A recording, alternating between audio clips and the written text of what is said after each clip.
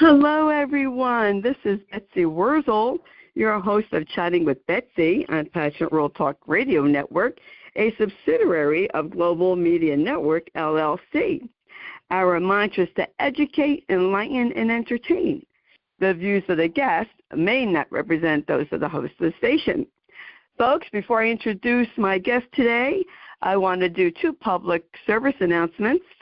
One is September is World Alzheimer's Awareness Month, and if you have any concerns about your memory, please consult your primary care physician.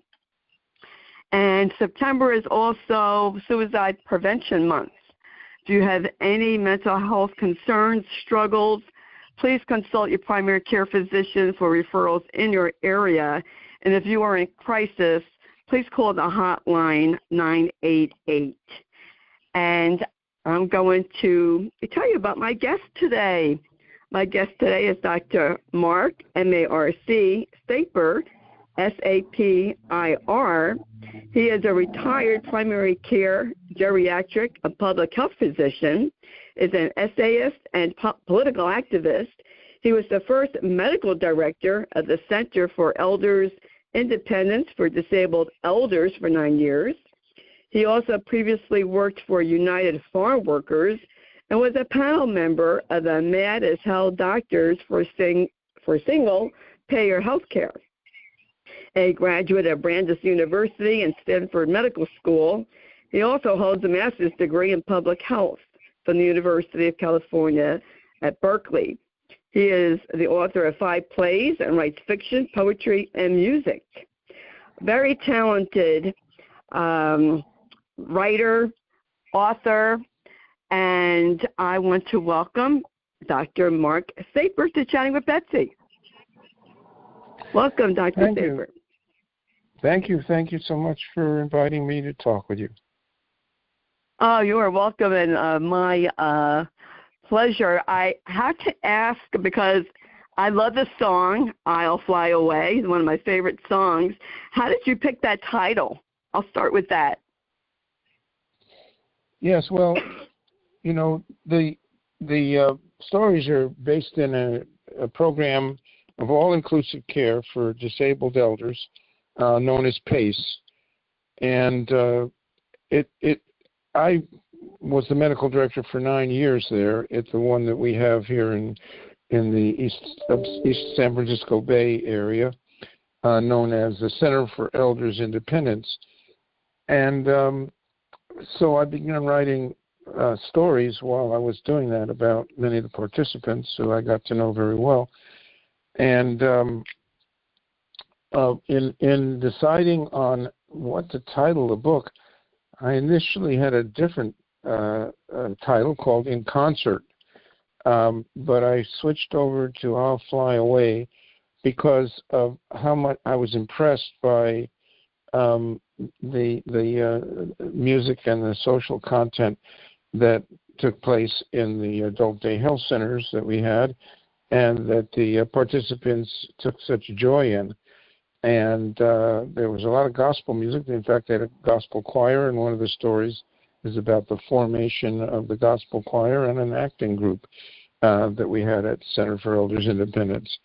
And so I was aware of this gospel song, both from attending certain funerals and church services with some of my patients, participants, although I was brought up Jewish, and also from the fact that it was in the film "Oh Brother, Where Art Thou?" It's a very extensive musical background film, and I used it for that reason, but because of the concept of approaching death and flying away. It turned out it wasn't until after I'd actually written the book that I found out that the song "I'll Fly Away" was written by a young man who was the son. He was a white fellow in back in Indiana, I believe, the son of a cotton farmer, and he picked cotton in youth, and at the same time, he wrote a lot of gospel songs. This song was taken from prisoners, not from a religious environment, who were singing about their desire to fly away from prison. But he changed it into a gospel song that became widely sung in both African American and in white churches in various Protestant denominations. It's probably not quite as prominent as Amazing Grace, but it's a very prominent song, and I thought it was very fitting for the program that I was working in, and it's very powerful involvement with the lives of its participants. Yes. Before I get into music, before I forget to ask this question, what motivated you to write your book with the various stories of the individuals that you encountered over the years? Well, as I say, it's a social program as well as a medical program. In fact, the people who sponsor it, who manage it, like to highlight that it is essentially deeply engaged with the social lives of the people who join this program. And so when I was early on as the medical director there at CEI, I decided that I would like to begin a reading and reminiscences group. We know that reminiscences and memoir writing is very helpful for elderly people. And at this point, I'm an old man of 84, and this is my second memoir, actually, myself. And it's extremely useful for elders. So I started this reading and reminiscences group where we read short excerpts from various authors. A couple, for example, were Toshio Mori, a Japanese-American, well-known out here in Oakland in the 1940s, and Langston Hughes, who was a very famous African-American writer. And we would just read excerpts from some of their works that I had chosen based on the fact that I thought that they would evoke memories in people's lives. And then we'd go around the room, and there were usually, 6 to 12 or 15 people in the room who decided they wanted to be part of the reading group and a discussion group from a day center where there might be 50 people that day. And they would tell their stories, and these stories were amazing, and they were such fun to hear about people's lives. And you find a lot of that in the book, a lot of those stories. And so then I started writing essays based on this experience that I was having with the Reading and Reminiscences group. When I decided to retire, when I got to the age of 60 from this position, the manager, the executive director of CEI said to me, "Well, you're the only one that's been here the whole time in this program.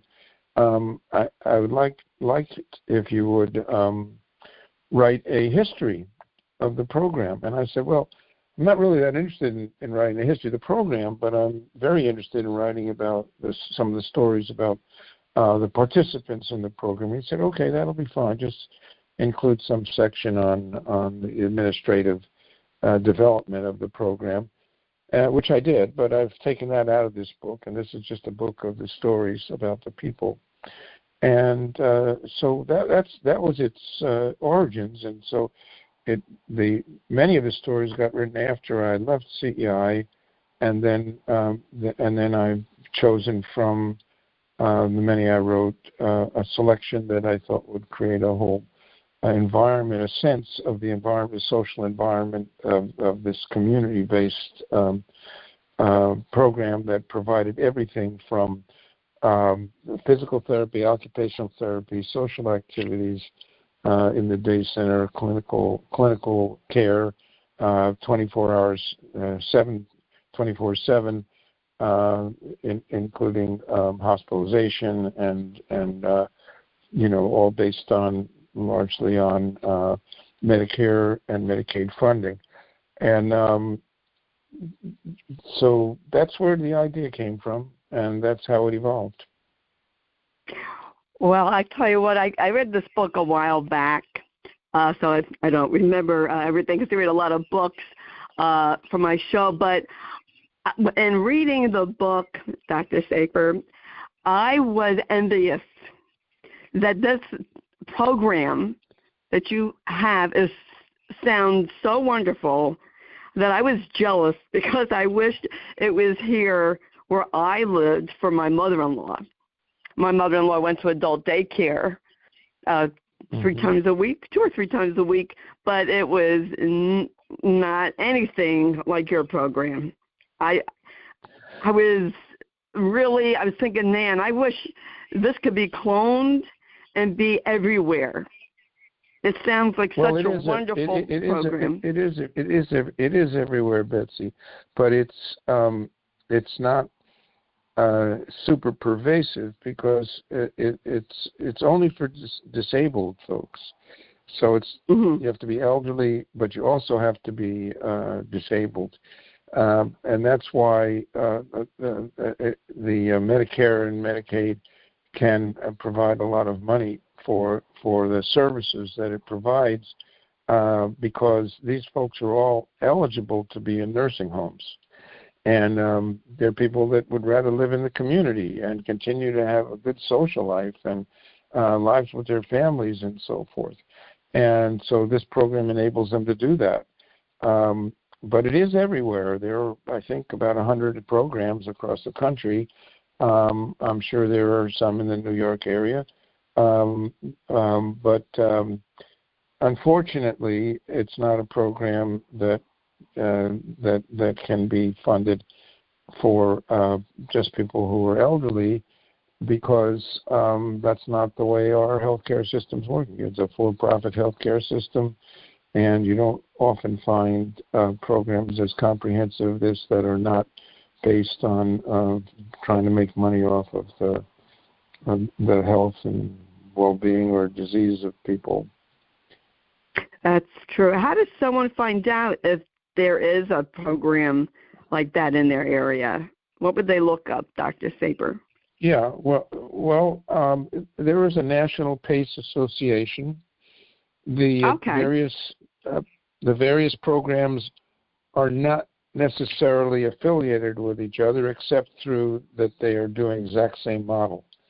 It's written in law, and they all do the same thing. They have adult day health centers. They have all these services in the adult day health centers, including all the transportation and home care when people need it. And they're run by teams of health professionals, but they also include on the teams the people who work in adult day health center or work in people's homes, or even a driver of a van, or the head lead driver, or some driver may be part of the team that meets several times a week to talk about what's going on with their charges.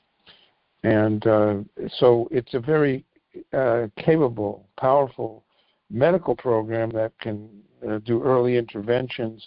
We can see people in this model 5 or 6 times a week when they're just very sick or just coming out of the hospital if we need to. So their care plan can be changed on a dime, and they can be seen very often, which is that's unheard of in the American healthcare system. In fact, there's a lot of forces trying to restrict the number of times people can be seen. This model doesn't view that as a good way to do healthcare at all. We think the more you see a person, the more you know about what's happening with them, and you're sensitive to changes in how their environment or their lives are going, and that includes social aspects of their lives as well as medical. That's very true. I feel that, and what I really liked, one of the many things I liked, was your personal relationship with the participants. You were really involved. And I think that's wonderful because you don't see that now. You know, doctors only have so many, like maybe 10, 15 minutes if you go into their office, and they're pressed for time. And I just think that the work that you have done is really wonderful. And I want to thank you, Dr. Sapir, for what you have done in your community.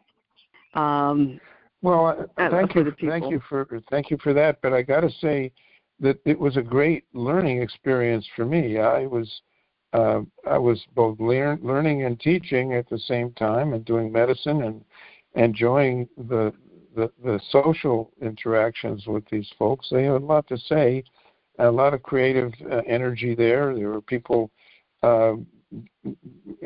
creating all kinds of interesting things, and that's why I mentioned the theater group that evolved out of our program, and the what they call the Heavenly Choir that was singing gospel music. And so there were many aspects of the program that were very enriching for me personally. So on the one hand, I feel like I was contributing, but on the other hand, I was getting back so much, and that's hopefully something that you can sense in the book, yes, in some of these stories. I mean, I learned so much from people, and not only that, I definitely just got that. About I learned. I was not when I started. I was a primary care doc, a family primary care doc. When I started doing this, I'd been at 15 years doing medicine in community clinics and in health departments and so forth.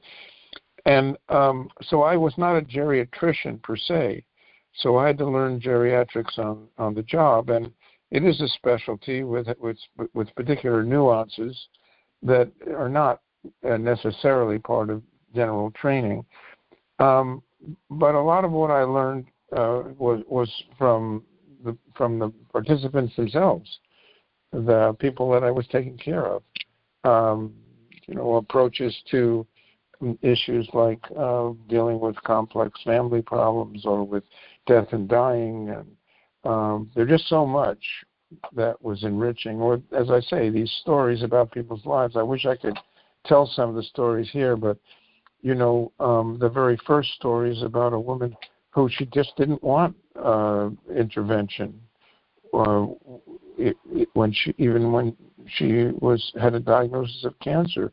She wanted to be left alone. She was very religious, and she was in her late 80s, and she felt like her life had been wonderful. This was a woman who was a great-great-grandmother many times over, and she had a very loving family. And when she was dying, they took me into their family, and there were always 10, 15 people in the hospital visiting her and so forth. And the amazing thing was, even earlier on when she wasn't sick, finding out that she was a woman who came from Shreveport, Louisiana, and we were at a picnic in out in the island here called Alameda that the agency had, and I brought my guitar and I was singing some songs and asked if people had any knowledge about an old folk singer, long dead now, but very famous, named Leadbelly. And this woman, she just pipes up, "Yeah, I know him. He married his sister married my brother, and after he got out of prison, he used to come and sit up on the porch and play, and all the family and all the community people would come over, and it was something else." And so this just came out of no place, and this is an example of the kind of things that just were so enriching for everybody in the program, the other participants, but me, I speak for myself. So, I mean, it created an identity out of someone who, in most medical settings, would just appear to be, a patient who you don't know that much about. And the stories are full of stories like that.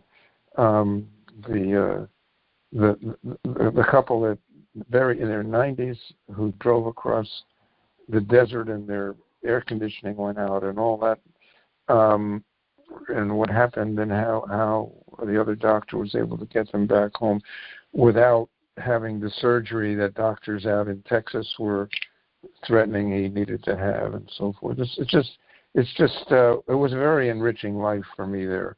And the only reason I stopped doing it after almost a decade was because it was getting harder for me at 60 to keep up with the complexity of it all, and because these were people who were very disabled and needed a lot of medical care, and plus there were administrative responsibilities in the managerial realm. So I feel, Dr. Sapir, that I did get in reading your book that you learned so much from the patients that you were involved with. It was kind of like, to me, a give and take. You gave the care and you took the knowledge away from your patients. And I really like to stress, and I've said this on my show many times before, we can learn so much about a person if we take the time to listen. People that are elderly, they are history books. I say talk to them, learn from them, because they hold a lot of knowledge, experience, and knowledge that we need to know. Yeah, and relationships tend to become pretty superficial unless we do that.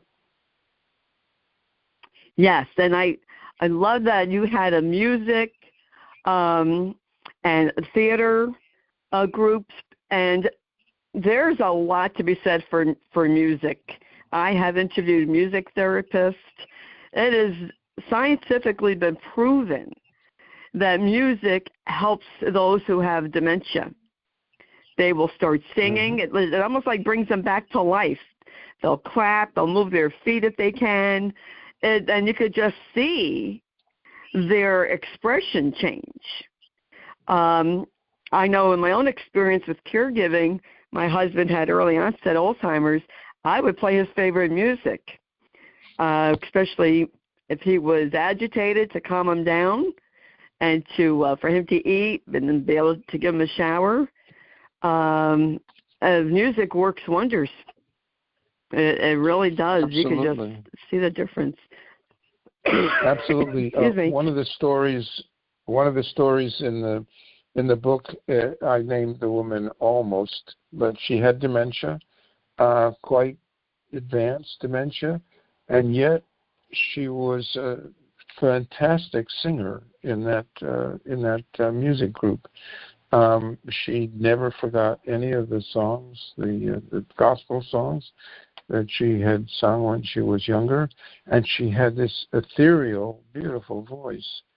It was almost miraculous to hear somebody who, when you conversed with her, you could tell that she had lost a lot of her cognitive ability, and didn't really remember where she was or who you were and so forth. And to hear her singing, almost as if she were a professional performer, it was such a beautiful voice. Yeah, it is incredible. My husband used to, he would hum. And I'm thinking he could hum a tune. And I just found it incredible. Like, that part of the brain works. He remembers the tune, but he doesn't know how to use a fork. It's really, unless you witness it, it's just really incredible. One time we went to the dentist, and I said to the hygienist, I said, listen, just put it on Johnny Cash. Matt loves Johnny Cash, and you shouldn't have a problem. So she put it on Johnny Cash, and Matt did very well until, near the end he got a little antsy. But music really helps. I've seen it firsthand, witnessed to it. So I know that music does work. And I also, one of the many things that I did get from your book is to respect the wishes of our parents, or grandparents. Some people don't want prolonged medical treatment. And that's their choice. And even though if we may not agree with it, we should honor and respect it.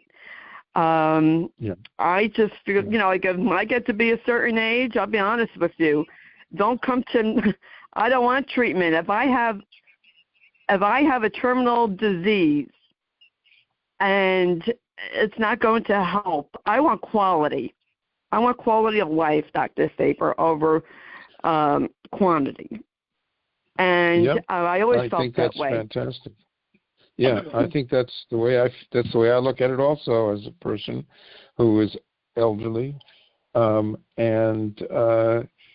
in the book, there's stories about conflicts we had with, this is an interesting thing that happens. It's good to be talking about this with you, Betsy, because a lot of times people don't talk about end of life until there's already some tragic crisis going on, at which point it becomes kind of difficult because, for example, if you're the daughter or son who's been caring for your mom, just use that example, through terrible disability and disease and doing all the care, which can be very tedious, and actually we have, with dementia, we have caregivers that die before the people who have dementia die just from the stress of all the workload and the emotional stress of it.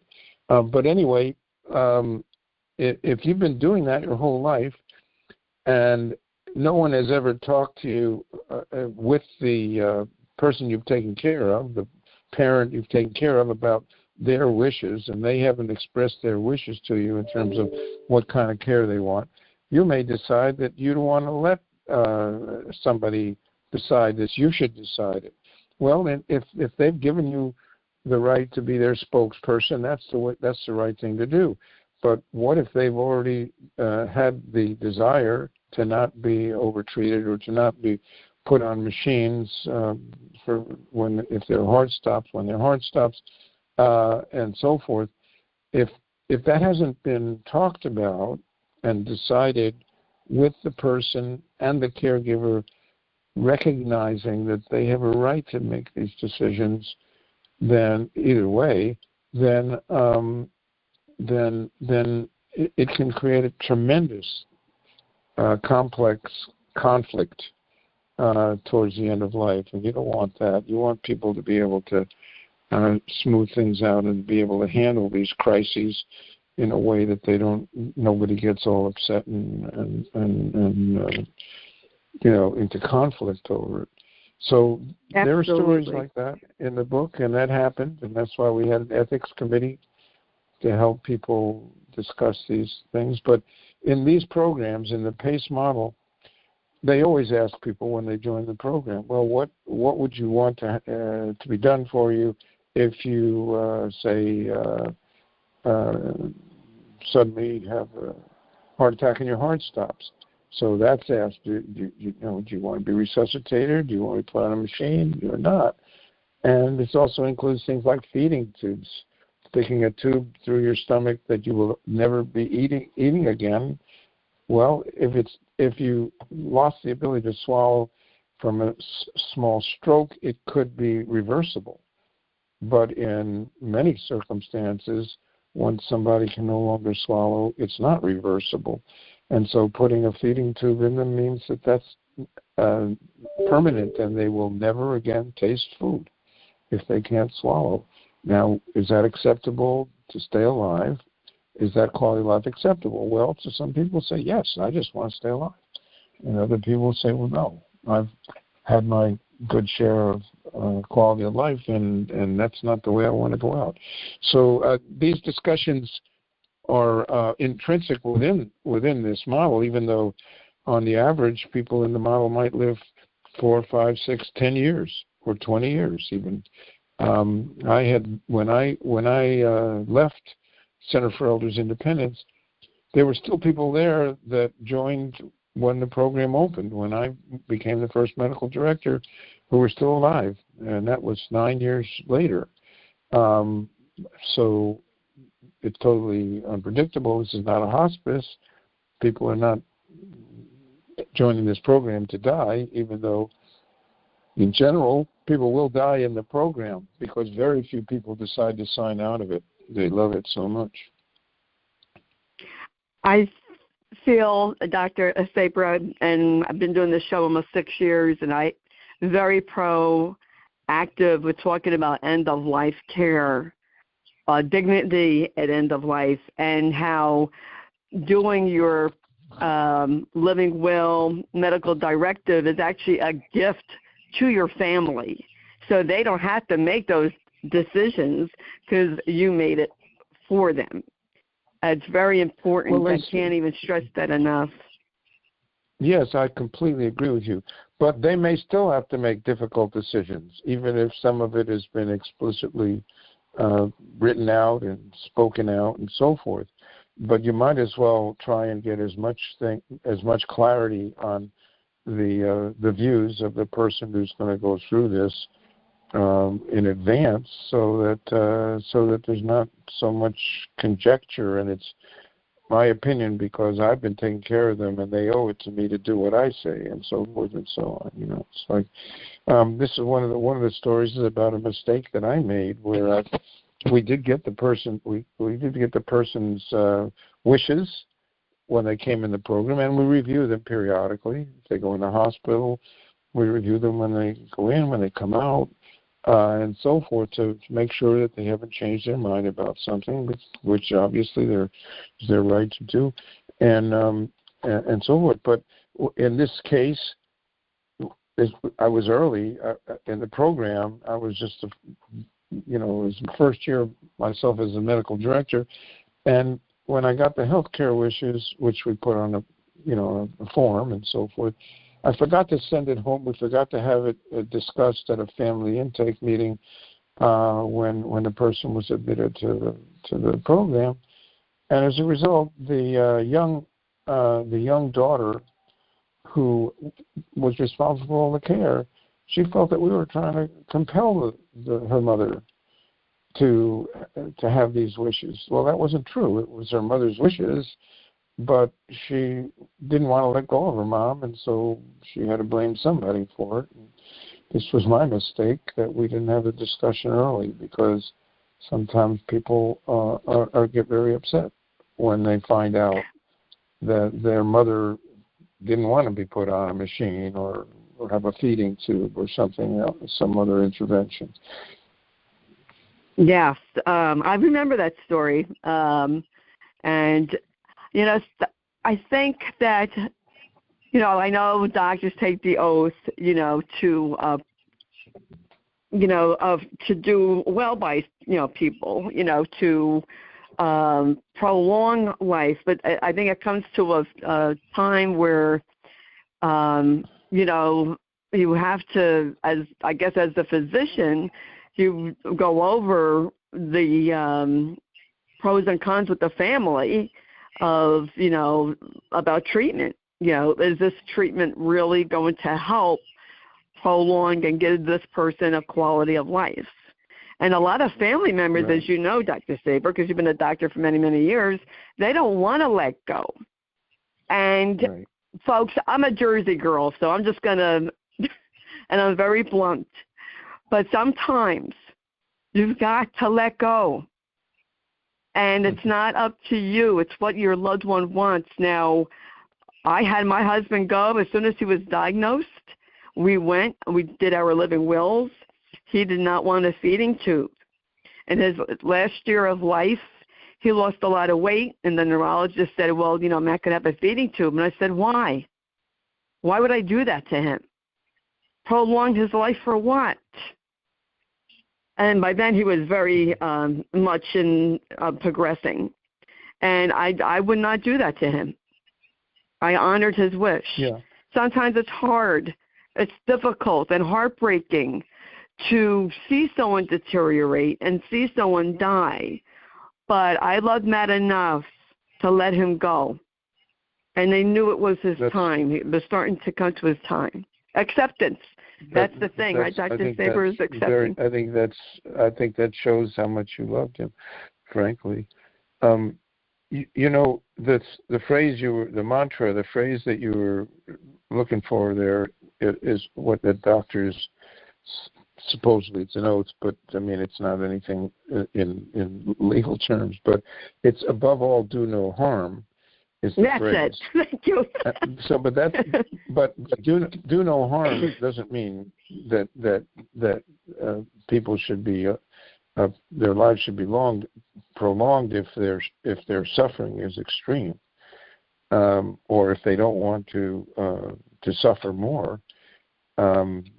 Doctors are just supposed to avoid doing harm to people, and like you said at the very beginning of the interview, it's about quality of life. I mean, that's what we all want, is quality of life. We want to stay alive, but we want it to be a meaningful in the sense that we're not in just unremitting and terrible, excruciating pain or suffering of any kind. That's if it gets to the point where the only way you can survive is by being drugged all the time, so where you're not even aware of what's going on around you, then is that a quality of life? Well, it's up to the individual to decide. As a doctor, I just have always been wedded to the idea of doing what the patient wants, but I think it's also important for the doctor to be realistic, for people what the expectations are, given whatever they're facing, to tell them what you think is going on. One thing I learned, like from that first story with the patient with cancer who didn't want treatment, the woman with advanced cancer, is very severe, was that you can't predict death, and so that's, even though I can tell people what I know is happening to them, that doesn't mean that I can say I know when you're going to die. I don't. Doctors have an algorithm that supposedly tells them if somebody has X number of weeks or so much to live, but it's not always right, and so you don't want to just operate on that basis. It makes much more sense to operate on the basis of quality of life and what the patient and their loved ones feel is the most meaningful thing to do. But the person who's going through it should be if they're cognitively able to, is the person who should be allowed to have that autonomy, and that's what we got to respect. And in fact, I'm going to put an ad for the book in a magazine pretty soon here, and it's already been laid out, and I put a title of Respect Life is the title of the ad for the book. And I mean, I think that's why I wrote the book. I think the book is about respecting life, as is this model, this program of the program of all-inclusive care for the elderly. And as I said, people can see if there's a program like that near them by going to the National PACE Association website. But don't forget, you got to be certifiable, disabled enough that you would need nursing home level of care, and this is a way to avoid that. So it's just not about simply being old and having a few needs.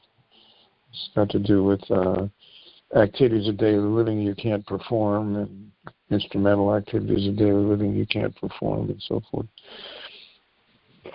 I have to ask you, Dr. Sapir, what can the healthcare system, how can they better support the needs of the aging populations? Because, as you know, I mean, I'm a baby boomer. I'm going to be 68 in December. And we baby boomers, I think we're going to change how we want to live out the rest of our lives.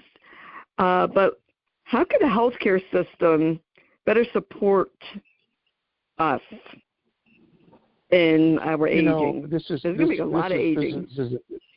This is an extremely important question, but I got to sadly say that it's not a question that I can address in this interview.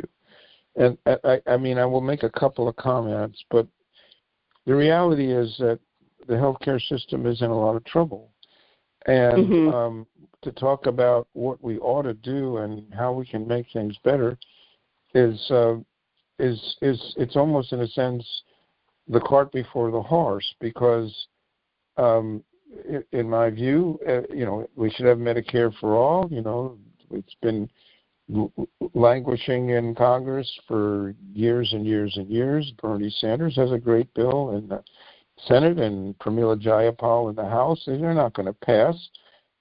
We can't even assure that people have the right to vote anymore, and we can't stop them from picking up people on the streets who are not criminals and disappearing them, and having masked people kidnap people and send them to foreign countries in prisons when they haven't even had a chance to be before a judge or to be charged with a crime. I mean, so how are we going to fix the healthcare system in that environment? I don't think there's a whole lot that we can do, frankly, until we fix a lot about what's going on right now in this country. And unfortunately, I also don't think that as much as I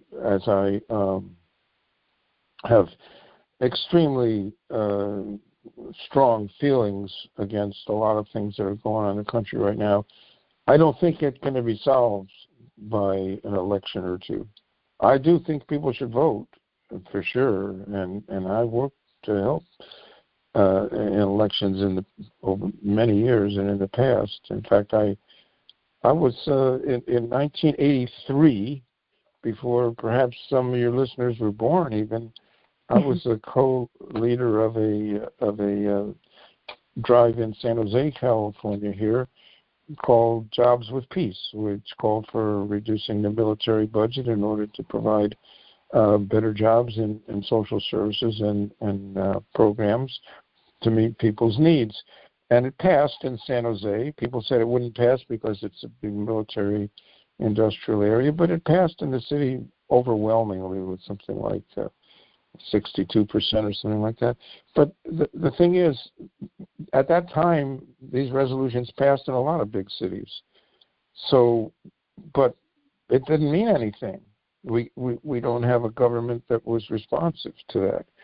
And it's not just a question of voting. I mean, there's a lot wrong with how the structure of the system is. And certainly in healthcare, it's particularly bad because everything, I mean, even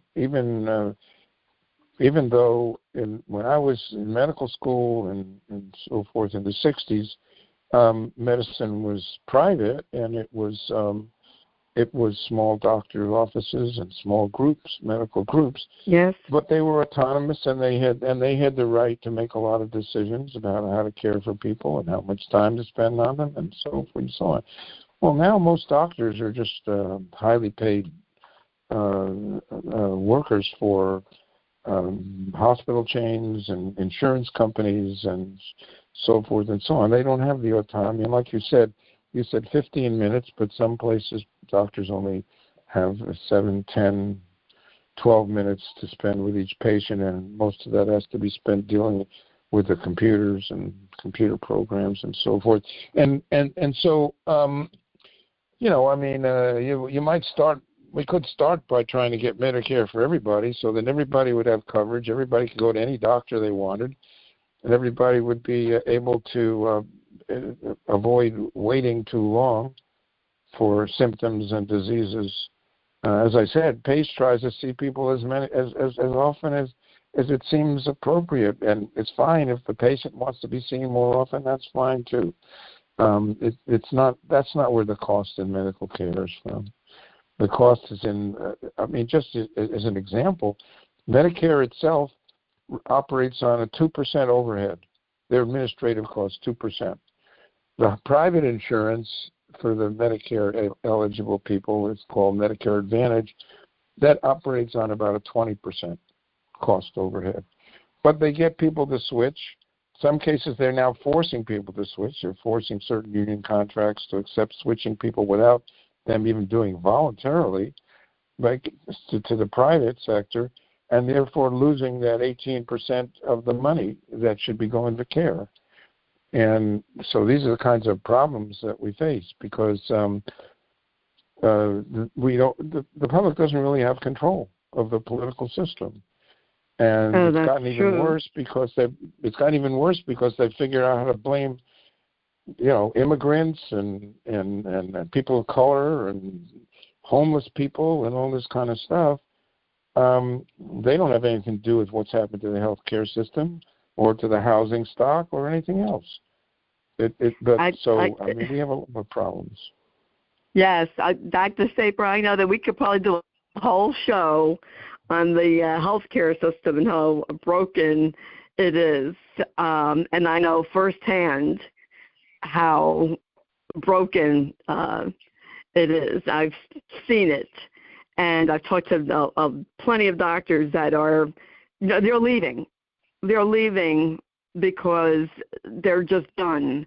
Their retirement age, and they're done with dealing with the insurances and the red tape and just making their lives more difficult in treating their patients. I remember, as a little girl, my pediatrician coming to the house. I remember those days, hiding under the bed. Right. But our father had a heart attack, and there was a doctor. We had a doctor, family physician maybe it was a pediatrician. I think he was a family physician on the block where we lived, and we were friends with the family. My father had a heart attack, and he come running over from his house to take care of my father. He wasn't his regular doctor even. But that's the way healthcare was, and the way it might be, it ought to be. But there's a lot would have to change for us to get to there. And we're not here to talk about that. But I do want to say that fighting for a Medicare for All program that would fund everybody's healthcare would not be more expensive than what we have right now. And it's what we need to do as for starters. And then after that, we can start figuring out how do we reorganize some of the issues that are causing problems for quality care and quality of health and so forth. So, yes, it's a big mess, but it's part of a larger mess that we're into right now. Yeah, yes, that is true. What would you like the readers to take away from your book, Dr. Sapir? Yeah, well, I think you've said it, respect, and also the importance of autonomy to people as we age. People have to feel that they still have a role in their own lives, in their families, in their community, and so forth. So what we can do is try and ensure that there are opportunities there that they can play that role. It's not making them more dependent; it's making them more independent.